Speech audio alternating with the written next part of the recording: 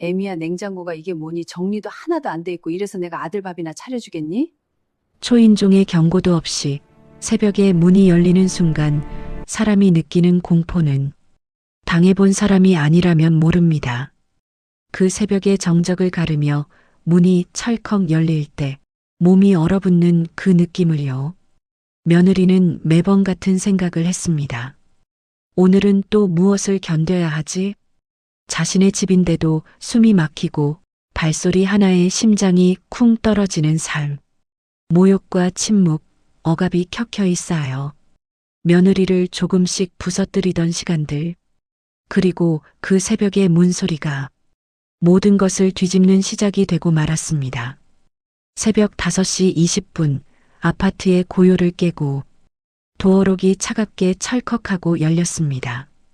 욕실에서 나오던 며느리는 그 소리에 그대로 굳어버렸습니다. 손에서 떨어진 수건이 바닥에 툭 하고 떨어졌지만 주울 생각조차 나지 않았습니다. 문이 열리자 시어머니가 들어왔습니다. 조심하는 기색도 없이 며느리 집을 찾은 어른의 예의도 없었습니다. 마치 자기 집처럼 거실을 지나 부엌으로 곧장 걸어갔습니다. 부엌에 불을 켠 시어머니는 냉장고 문을 냅다 열더니 안을 훑어보기 시작했습니다. 지연아, 냉장고 좀 봐라. 음식이 왜 이 모양이냐? 며느리는 기계처럼 대답했습니다. 어머님, 어제 장을 봐서 아직 정리를. 아이고, 이것 좀 봐라. 반찬을 이렇게 쌓아두면 어떡하냐? 주부가 기본이 안 돼서야 우리 민수가 무슨 고생을 했겠냐? 시어머니의 손이 냉장고 안을 마구 뒤적였습니다. 반찬통을 하나씩 꺼내며 고개를 절레절레 흔들었습니다. 그 모습은 마치 며느리의 사생활을 죄다 펼쳐놓는 듯 했습니다. 며느리는 시선을 바닥으로 내렸습니다. 도와줄 사람도 대신 말해줄 사람도 없는 새벽이었습니다. 시어머니는 부엌에서 한숨을 크게 쉬고 말했습니다. 지연아, 너는 왜 이렇게 사냐? 내가 이 집에 올 때마다 놀란다, 정말. 며느리는 입술만 달싹였습니다. 죄송합니다, 어머님. 죄송하단 소리는 맨날 하고, 행동은 왜 이 모양이냐고. 애는 밥은 먹었는지, 민수는 챙겼는지, 너는 남편 하나도 제대로 못 보냐? 며느리의 손끝이 떨렸습니다. 그러나 그 떨림을 들키지 않기 위해 뒷목을 만지는 척하며 숨을 깊게 들이켰습니다. 거실에 나와 있던 딸 지연이 문틈으로 조심스럽게 엄마를 바라보고 있었습니다. 아이는 벌써 알고 있었습니다. 이 새벽은 엄마에게 또 다른 전쟁의 시작이라는 걸요. 며느리는 아이의 눈을 보고 작은 미소를 억지로 지어 보였습니다. 하지만 그 미소는 금세 깨지고 말았습니다. 시어머니의 목소리가 다시 부엌을 울렸습니다. 지연아, 이 반찬은 언제 만든 거냐? 상한 냄새가 나려고 한다. 아휴, 내가 정말. 그 말은 화살처럼 날아와 며느리의 가슴 깊은 곳을 꿰뚫었습니다. 며느리는 생각했습니다. 오늘도 시작됐구나. 이번엔 또 얼마나 버틸 수 있을까? 새벽의 문소리가 깨운 건 하루가 아니라 또다시 반복될 모욕의 긴 그림자였습니다. 새벽 5시 첫 방문 이후 며느리는 알게 되었습니다. 그날이 끝이 아니라 시작이었다는 것을요. 몇 주가 지나자 초인종은 더 이상 울릴 필요조차 없었어요. 왜냐하면 시어머니는 예고 없이 그리고 언제든 나타났습니다. 평일 저녁에도 주말 오후에도 때로는 밤 10시가 넘어서도 문이 열렸어요. 며느리는 문이 철컥 열릴 때마다 몸이 굳었습니다. 며느리의 휴대폰에는 매일 같은 메시지들이 들어왔습니다. 너는 요즘 뭐해? 우리 아들 밥은 제대로 밥은 먹고 있니? 손녀 숙제는 챙겨? 내가 일한다고 아이를 방치하는 건 아니겠지? 메시지 한 줄 한 줄이 화살처럼 꽂혔어요. 직장 동료들조차 그녀가 자주 한숨을 쉰다는 걸 느낄 정도였습니다. 하지만 누구도 묻지 않았습니다. 직장인의 피로라 생각했기 때문이었죠. 하지만 며느리의 피로는 달랐습니다. 그건 회사 때문이 아니라 집 때문이었어요. 주말마다 시어머니는 어김없이 들이닥쳤습니다. 그리고 늘 같은 순서로 며느리의 일상을 뒤집었습니다. 시어머니는 서랍을 열어보고 냉장고를 들여다보고 손녀 방을 뒤지듯 살폈습니다. 그리고 마지막엔 반드시 며느리에게 한마디를 던졌어요. 이 정도면 주부가 아니라 하인이지, 하인. 며느리가 작게라도 답하면 폭풍이 번졌습니다. 뭐, 주부가 변명을 해? 주부는 말없이 챙기는 거지. 그 말들을 겪을수록 며느리는 점점 입을 닫게 되었어요. 말할수록 상황이 악화된다는 걸 이미 알고 있었거든요. 밤이 되면 며느리는 욕실에 들어갔습니다. 수도 소리에 울음을 묻으려고요. 아이도 남편도 모르는 시간, 욕실불 아래서 조용히 울었습니다. 어느 날 욕실에서 나오다 거울을 본 순간 며느리는 놀랐습니다. 표정이 너무 지쳐 있었고 눈가가 어둡게 내려앉아 있었어요. 마치 몇 년을 더 산 사람처럼 보였습니다. 혹시 내가 못난 걸까? 시어머니 말이 맞는 걸까? 그 생각들이 며느리를 더 깊은 어둠으로 끌고 갔습니다. 남편 민수는 어떻게 했을까요? 거실에서 뉴스만 보았습니다. 아내가 힘들어하는 걸 알면서도 무엇을 해야 할지 몰랐어요. 아니, 하고 싶지 않았습니다. 어머니를 화나게 하는 게 두려웠으니까요. 어느 날 아내가 조심스럽게 말했습니다. 당신 어머니가 오실 때마다 저는 숨이 막혀요. 남편은 짧게 답했습니다. 엄마가 그런 마음은 아니야. 그냥 관심이 많아서 그래. 그 말은 모든 것을 끝내버렸습니다. 며느리는 더 이상 남편에게 기대지 않았어요. 자신의 고통이 전해지지 않는다는 걸 깨달았기 때문입니다. 딸아이 지연이도 달라졌습니다. 예전처럼 웃지 않았고 할머니가 오는 날이면 스스로 방 안으로 들어가 조용히 앉아 있었습니다. 어린아이는 엄마의 고통을 누구보다 먼저 알아챘어요. 시간이 흐르며 며느리의 몸과 마음은 병들기 시작했습니다. 아침마다 가슴이 철렁했고 밤마다 잠을 이룰 수 없었습니다. 손가락 살갗은 헐어 있었어요. 손톱을 물어뜯는 버릇이 생겼으니까요. 어느 저녁 학교에서 전화가 왔습니다. 담임 선생님의 목소리는 조심스러웠습니다. 어머니 지연이가 요즘 자주 멍한 표정을 지어요. 혹시 집에서 스트레스가? 그 말을 듣는 순간 며느리의 심장이 내려앉았습니다. 자신의 고통이 아이에게까지 번지고 있다는 사실을 그제야 깨달았죠. 그날 밤 며느리는 속으로 결심했습니다. 이렇게는 못 살겠다. 언제까지 이렇게 견딜 수는 없어. 그러나 어떻게 해야 하는지는 아직 알지 못했습니다. 그저 매일 아침이면 다시 같은 일상이 반복되었어요. 견디고 또 견디는 삶.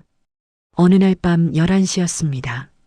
아파트 복도는 깊은 정적뿐이었는데 갑자기 도어락 찰컥 소리가 울렸습니다. 며느리는 소파에서 벌떡 일어났어요. 이 시간에 오는 사람은 단 한 명뿐이었으니까요. 남편이 문을 열었습니다. 엄마, 이 시간에? 시어머니는 대답하지 않았습니다. 초인종도 누르지 않고 조심하는 기색도 없었어요. 그저 신발을 벗고 거실로 들어섰습니다. 지연아, 이리 와봐. 며느리는 천천히 일어섰습니다. 이미 심장은 빠르게 뛰고 있었습니다. 지연아, 너 요즘 뭐 하냐? 갑작스러운 질문이었습니다. 저 일하고 아이도 챙기고 있어요. 그래. 그래서 묻는 거야. 내가 뭘 챙기고 있는지. 시어머니는 거실을 천천히 둘러보았습니다. 마치 뭔가를 확인하듯이요. 아들은 요즘 말이 없고 지연이는 더 조용해졌어. 너는 하루 종일 회사만 다니고 이 가정이 지금 어디로 가는지 알긴 하냐? 어머니, 그건. 시어머니의 목소리는 낮고 흔들렸어요. 얼마 전에 들었어. 너랑 민수 이혼한다고 소문이 났다더라. 며느리는 멈칫했어요.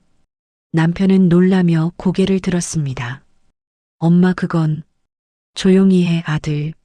내가 먼저 얘기할 거야. 시어머니는 며느리를 바라보며 말을 이었습니다. 지연아, 우리 관계 이 상태로 그냥 두면 안 된다고 생각해. 그 말이 끝나기도 전에 남편이 끼어들었습니다. 엄마 때문에 그래. 엄마가 우리한테 너무하는 바람에 지금 결혼이 끝날 지경이라니까. 거실 공기가 찢어질 듯 흔들렸습니다. 시어머니가 크게 눈을 떴습니다. 뭐라고? 민수야, 내가 지금 지연이를 두둔하는 거냐? 두둔이 아니라 사실이야. 지연이 이 정도로 무너진 이유, 엄마가 몰랐다고 생각해? 엄마가 매번 와서 뭐라고 하는 거, 그게 얼마나 사람 피 말리는지 아냐고. 며느리는 멈춰 서 있었습니다. 부부싸움도 시댁싸움도 아니었습니다. 그저 모든 진실이 한꺼번에 터지고 있었어요. 시어머니의 목소리가 작아졌습니다. 민수야, 엄마는 너 잘 되라고. 나 잘 되라고? 아니, 그냥 엄마 편한 대로 산 거야. 엄마 말 한마디에 지연이 하루 종일 떨고 엄마 방문 소리만 나도 애가 문을 닫는 걸. 엄마는 몰랐어? 시어머니는 말을 잃었습니다. 그때였습니다. 방문이 다시 철컥 열리며 지연이가 나왔어요. 엄마. 아이 얼굴은 울 것처럼 일그러져 있었습니다. 며칠 동안 쌓아둔 불안이 그대로 묻어 있었습니다. 며느리는 바로 아이를 안았습니다. 지연아, 괜찮아. 괜찮아. 시어머니의 눈이 아이에게로 향했습니다. 그 작은 어깨가 떨리고 있었어요. 그 순간 시어머니의 얼굴이 서서히 굳어졌습니다. 그리고 아주 조금, 정말 조금이지만 흔들렸습니다. 마치 처음으로 자신이 무슨 일을 저질렀는지 그 실체를 본 사람처럼요. 거실은 고요했습니다. 지연이의 숨죽인 울음만이 방 안을 스쳤어요. 며느리는 아이를 품에 안고 있었고 남편 민수는 아무 말도 하지 못한 채 서 있었습니다. 그리고 시어머니는 처음 보는 얼굴이었습니다. 충격과 죄책감, 그리고 억울함이 이상하게 뒤섞인 표정. 지연아. 시어머니가 떨리는 목소리로 아이를 불렀습니다. 하지만 아이는 엄마에게만 더 꽉 매달렸어요. 그 모습은 시어머니의 가슴을 단숨에 내려앉게 했습니다. 죄책감이 스멀스멀 올라오는 얼굴이었지만 자존심이 그 감정을 억누르며 일그러진 표정이었습니다. 내가 그렇게 무서웠냐? 누구에게 묻는 건지도 모를 정도로 작고 흔들리는 말. 며느리는 대답하지 않았습니다. 대답할 자격은 시어머니에게 있는 것이 아니었으니까요. 그때 민수가 입을 열었습니다. 엄마, 제발 이제 그만해. 지연이 이렇게 살 수 없어. 시어머니의 눈매가 즉시 변했습니다. 너는 지금 내 아내 편이냐? 편이 아니라 현실을 말하는 거야. 현실? 그게 현실이야? 시어머니의 목소리가 올라갔습니다. 감정이 터지는 순간이었어요. 민수야, 나는 평생 너 하나 지키려고 살았다. 남편 사고 나고 집안 무너져도 나는 놓지 않았어. 그런데 지금 와서 내가 다 잘못했다고? 내가 이 집을 망쳤다고? 며느리는 아이를 안은 채 말했습니다. 어머니는 저를 도우신 게 아니라 저를 짓밟으신 거예요. 그 말은 조용했지만 비수처럼 꽂혔어요. 시어머니의 얼굴이 움찔하며 굳었습니다. 그렇게까지 말해야 하냐? 네, 그렇게까지요. 순간 시어머니의 감정이 완전히 흔들리기 시작했습니다. 죄책감이 고개를 들려 했지만 평생의 방식과 자존심이 그걸 억눌렀습니다. 그래, 나도 알아. 나도 내가 뭘 했는지 알아. 목소리는 무너지는 듯 하다가도 다시 올라갔습니다. 하지만 내가 평생 해온 방식이 있었잖아. 한순간에 바꿀 수가 없더라. 며느리는 숨을 들이켰습니다. 그 방식으로 저에게 상처를 주신 건 어머니의 선택이셨어요. 시어머니의 표정이 일그러졌습니다. 죄책감과 억울함이 뒤엉킨 얼굴이었습니다. 지연아, 너는 한 번도 나를 이해해주지 않았어. 민수가 분노 섞인 목소리로 외쳤습니다. 엄마, 또 지연이 탓이야? 엄마가 힘들게 나만 보고 산 거, 난 알아. 그래서 지금까지 엄마가 하는 행동 최대한 이해하려 했고, 그냥 방관만 했어. 그런데 이 사람은 아니잖아. 그냥 대충 어렵게 날 키웠다 정도로만 알지. 나처럼 다 알지는 못하잖아. 그런데 엄마는 이 사람이 나처럼 모든 걸 다 이해하고 따라주기만 바라면 어떻게 해? 지금 이렇게까지 참아준 것도 대단한 거야. 거실 공기가 뒤틀리듯 흔들렸습니다. 그때 할머니, 지연이가 떨리는 목소리로 말했습니다. 엄마가 자주 울었어요. 시어머니의 몸이 멈춰섰습니다. 숨도 쉬지 못하는 듯 멈춰버린 얼굴. 며느리가 마지막으로 말했습니다. 어머니, 저는 어머니의 과거를 몰랐습니다. 하지만 그 상처를 저에게 되풀이하신 건 어머니의 선택이었어요. 시어머니의 눈에서 빛이 꺼지는 듯 했습니다. 하지만 자존심은 마지막 남은 힘으로 버티고 있었어요. 지연아, 오늘은 여기까지 하자. 시어머니는 천천히, 아주 천천히 일어섰습니다. 문이 닫히는 소리는 이번엔 철컥이 아니라 무너지는 소리 같았습니다. 그리고 민수는 어머니를 따라가지 않았습니다. 그저 고개를 떨어뜨린 채 본인도 무엇인가 무너지고 있음을 느끼고 있었어요. 그날 이후 시어머니는 집에 오지 않았습니다. 적어도 며느리의 눈앞에는 나타나지 않았어요. 초인종도 문 여는 소리도 없었습니다. 그런데 집은 분명히 누군가 다녀간 흔적을 조금씩 남기고 있었습니다. 며느리가 외출하고 돌아오면 냉장고 안에 반찬의 종류가 늘어나 있고 아이의 방 서랍 속 여벌 옷은 며느리가 넣어둔 순서와 다르게 접혀 있었습니다. 처음에는 자신의 착각이라고 넘기려 했어요. 하지만 반복되자 그럴 수 없다는 걸 알게 됐습니다.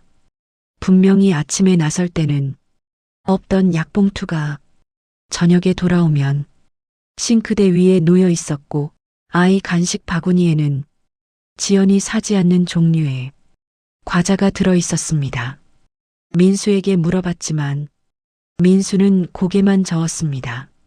엄마, 낮에 잠깐 들렀다 간 것 같긴 한데 그 말이 지연의 속을 더 서늘하게 만들었습니다. 낮에 며느리가 집에 없을 때만 시어머니는 지연이 집을 비운 시간을 정확히 알고 있는 것처럼 보였습니다. 그 사실이 지연을 가장 불안하게 만들었어요. 그날 이후로 지연은 외출할 때마다 집 안을 한 번 더 돌아봤습니다. 창문은 잠겼는지 문은 제대로 닫혔는지 아이를 어린이집에 데려다 주고 나서도 괜히 발걸음이 떨어지지 않아 현관 앞에 잠시 서 있곤 했습니다. 집에 없을 때 누군가 그 공간을 차지하고 있다는 생각이 점점 선명해졌거든요. 어느 날은 아이 방 장난감이 지연이 정리해둔 위치와 달라져 있었습니다. 아이는 아무렇지 않게 말했어요. 엄마, 할머니가 이거 여기 두는 게 좋대. 그 말에 지연의 손이 멈췄습니다.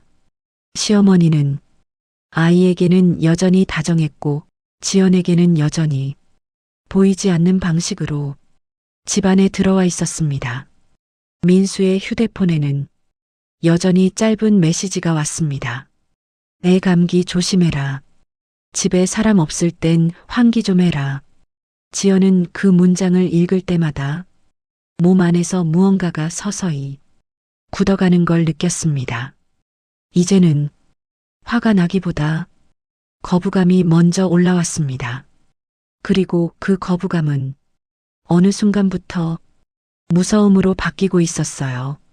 집에 없을 때만 다녀가는 사람, 말하지 않고 손만 남기는 사람. 지연은 깨달았습니다. 시어머니는 물러난 게 아니었습니다. 싸움을 피한 것도 아니었고요. 지연이 없는 틈을 골라 더 깊숙이 들어오고 있었을 뿐이었습니다. 그날 밤 지연은 불을 끄고 누워서도 한동안 잠들지 못했습니다.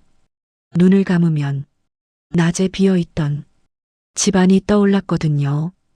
아무 소리도 나지 않는데 분명 누군가 있었던 공간.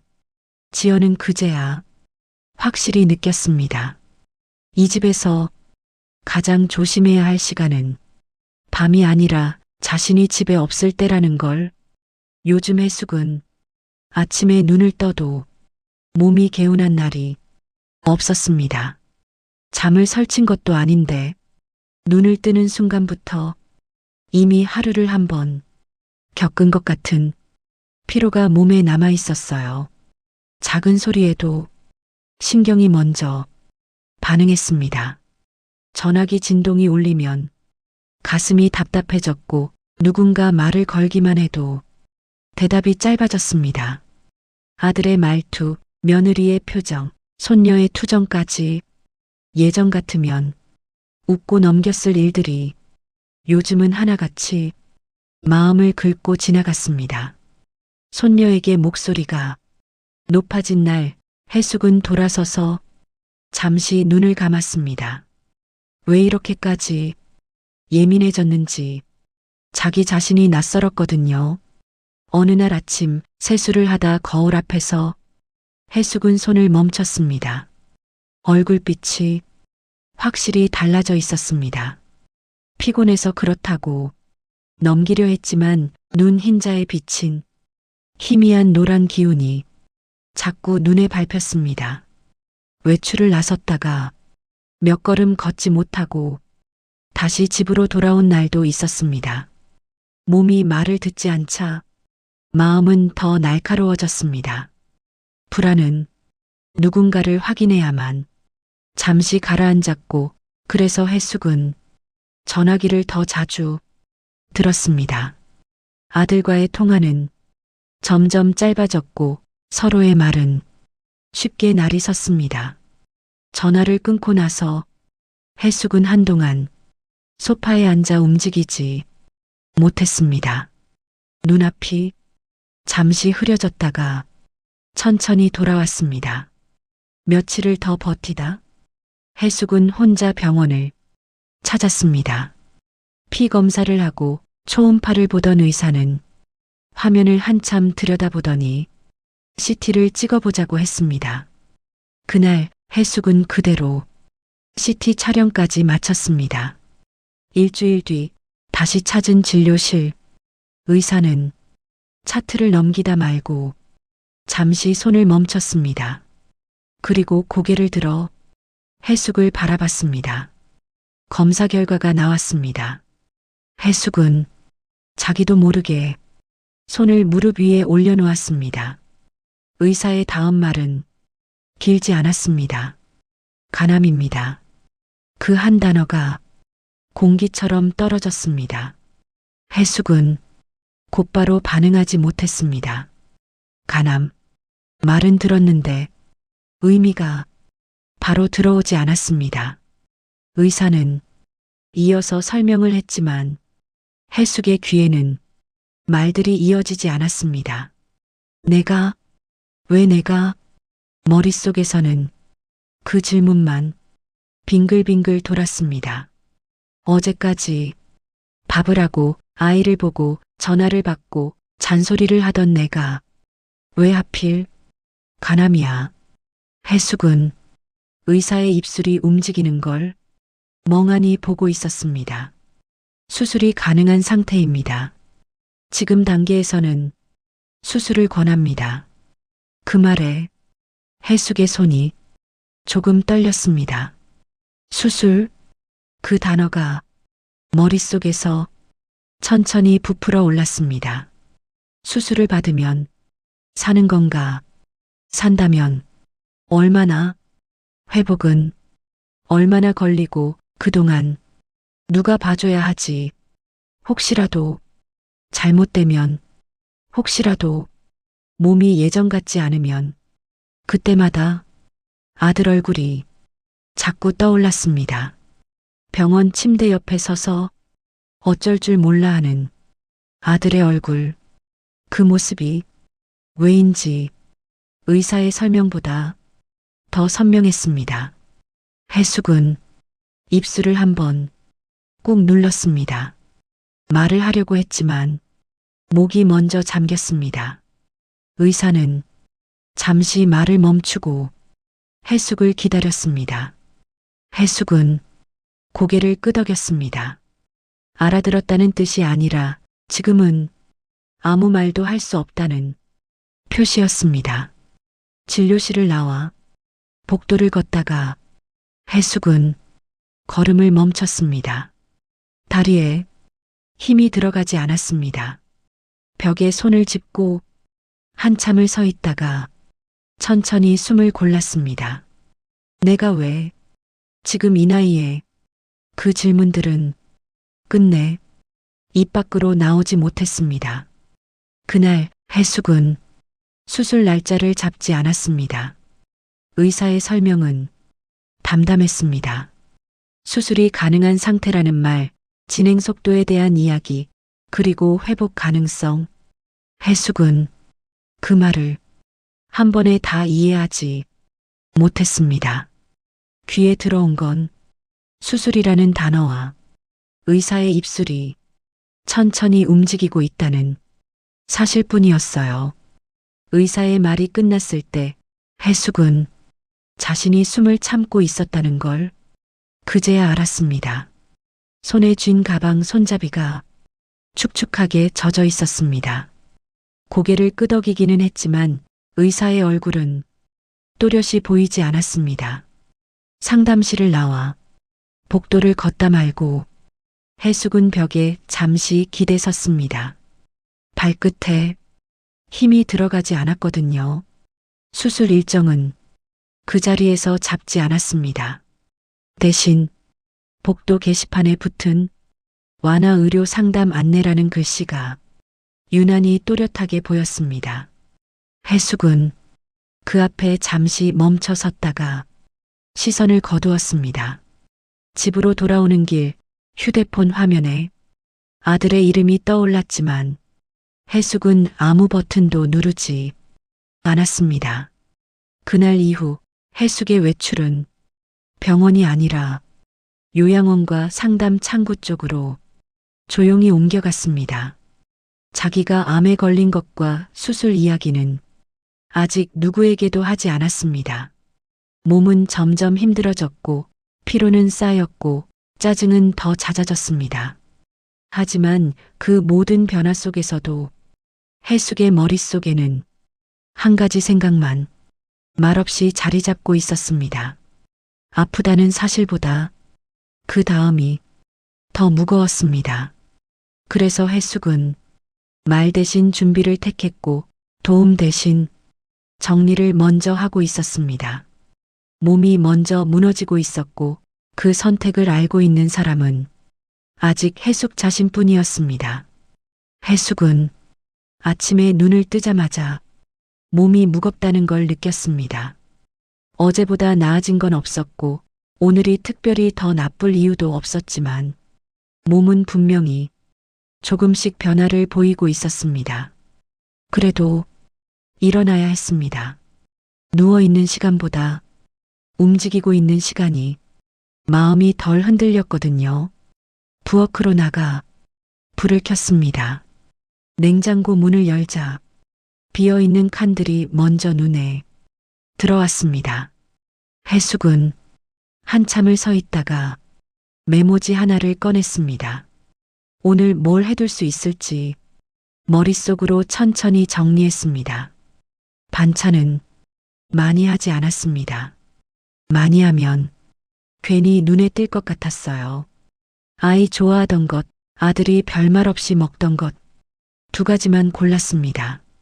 불 앞에 오래 서 있자 이마에 땀이 맺혔고 손에 힘이 빠졌습니다. 숟가락을 내려놓고 잠시 싱크대에 기대 숨을 골랐습니다. 이 정도면 됐다.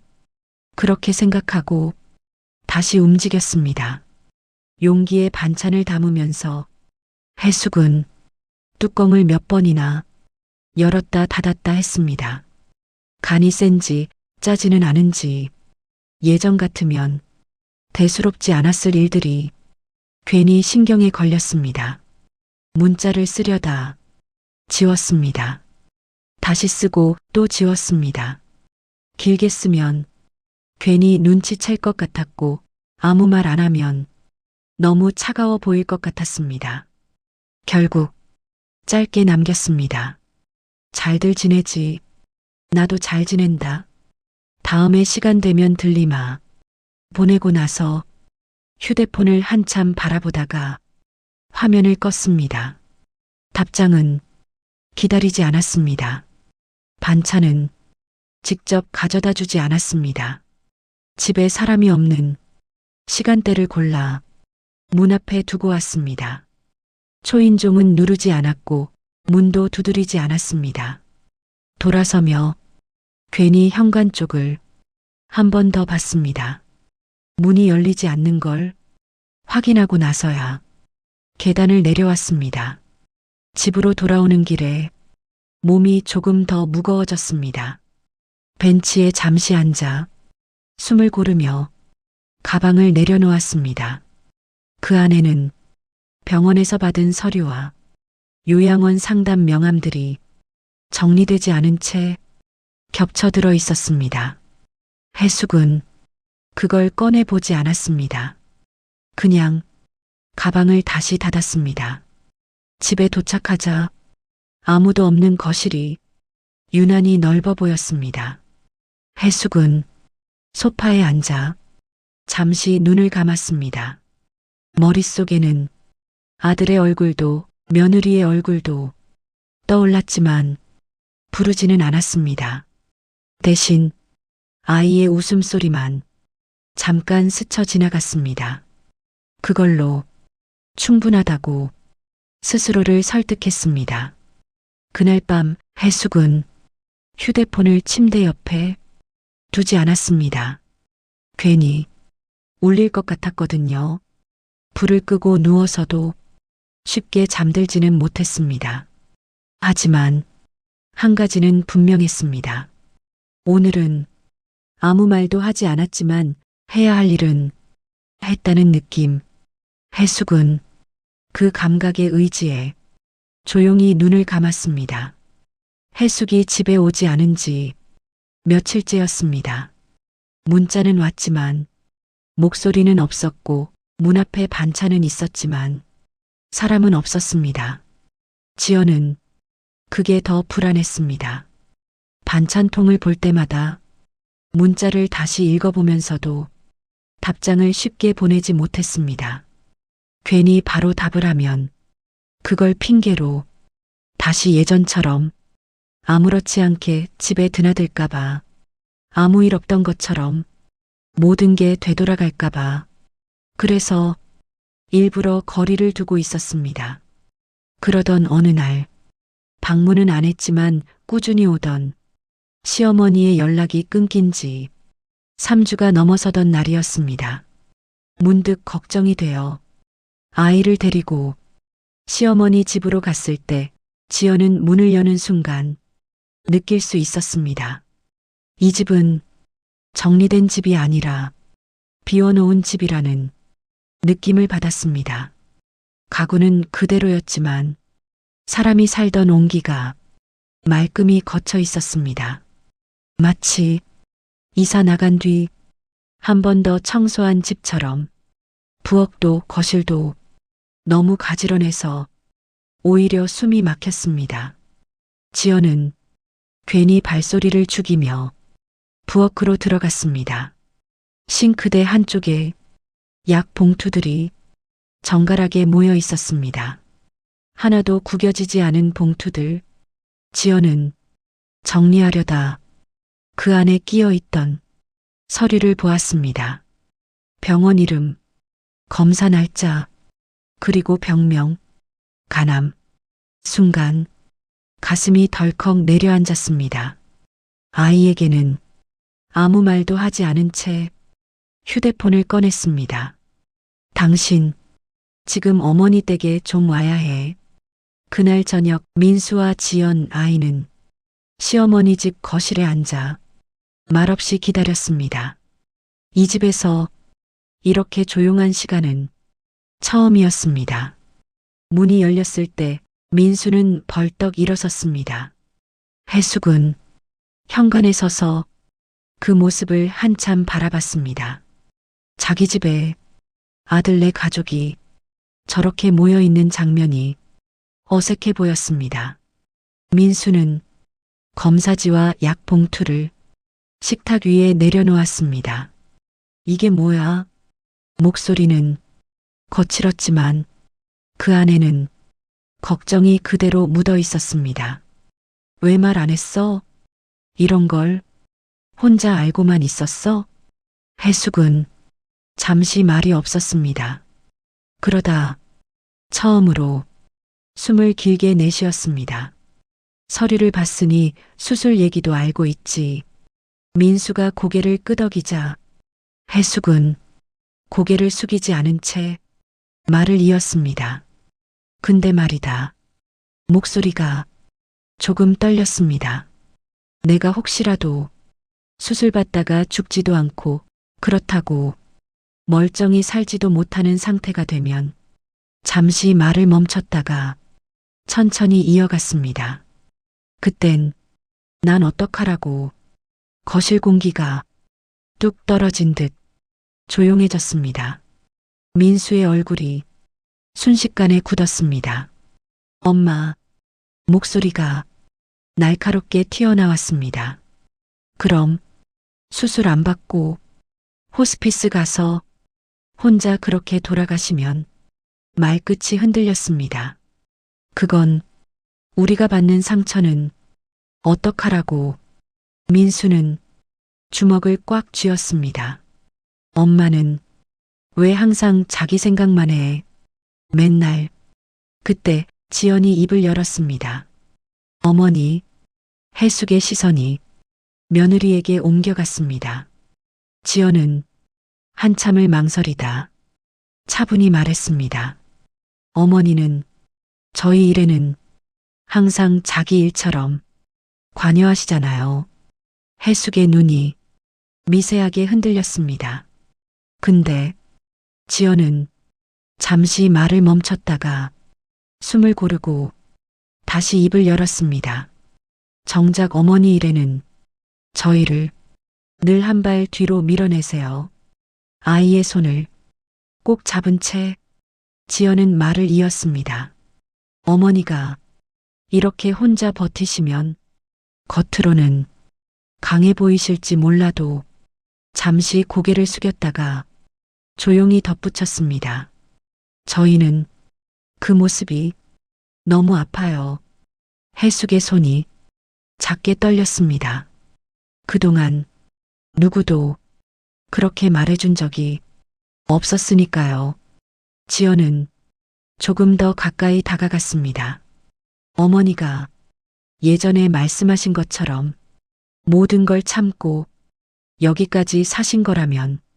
목소리가 한 톤 더 낮아졌습니다. 그건 약해서가 아니라 아들을 지키려고, 가족을 놓치지 않으려고 버텨오신 거잖아요. 잠시 숨을 고른 뒤 지연은 용기를 내어 말을 이었습니다.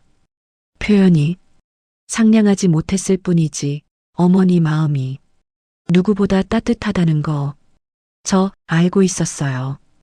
해숙의 눈가가 처음으로 젖어들었습니다. 지연은 마지막 말을 서두르지 않았습니다. 이제 겨우 어머니와 제가 조금씩 맞춰가고 있는데 어머니 혼자 이렇게 멀어지시면 그건 어머니를 위해서도 저희를 위해서도 아닌 것 같아요. 거실에 짧은 침묵이 흘렀습니다. 민수는 그 모습을 보고 한참을 서 있다가 마침내 입을 열었습니다. 엄마, 수술하자. 이번엔 엄마 혼자 말고 우리랑 같이 하자. 해숙은 아무 말도 하지 않았습니다. 대신 아이의 손을 조금 더 꼭 잡았습니다.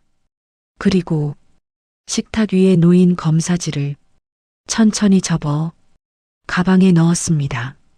그 행동이 대답이었습니다. 그날 해숙은 혼자 집에 남지 않았습니다. 현관문을 나서며 뒤돌아보지 않았습니다. 이사 나간 집처럼 비워두려 했던 공간 대신 다시 사람이 있는 쪽으로 걸었습니다. 그걸로 이 집의 이야기는 조용히 그러나 분명하게 끝났습니다.